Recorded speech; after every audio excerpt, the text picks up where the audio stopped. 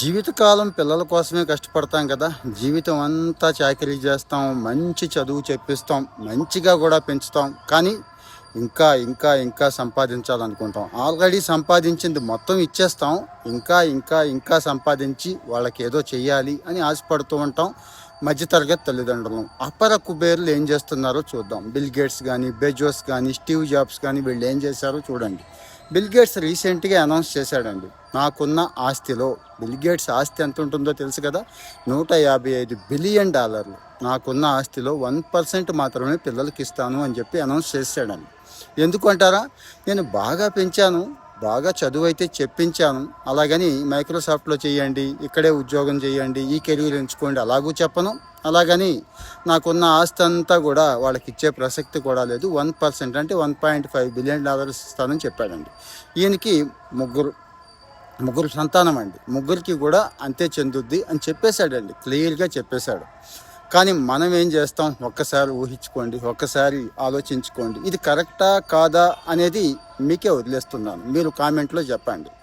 జనరల్గా తల్లిదండ్రులు ఏం చేయాలి అంటే పిల్లల్ని పెంచాలి, కానీ వాళ్ళ శక్తి మీద వాళ్ళకి నమ్మకం రావాలి, వాళ్ళ తెలివితేటల మీద వాళ్ళకి నమ్మకం రావాలి, వాళ్ళు తన కాళ్ళ మీద తను స్వశక్తితో నిలబడగలను, సంపాదించగలను అనే నమ్మకాన్ని ఇచ్చేలా పెంచండి తప్పించి మనమే వాళ్ళని కన్ఫ్యూజ్ చేసేస్తూ ఉంటామండి. నీకేం పర్వాలేదు, ఇంత ఆస్తుంది, హాయిగా బతికేయచ్చురా అని చెప్పకుండానే చెప్తూ ఉంటాం. కొన్నిసార్లు నీకేం పర్వాలేదు అనే భరోసా ఇచ్చేస్తాం. సో ఇంకా ఆడెందుకు కష్టపడతాడు?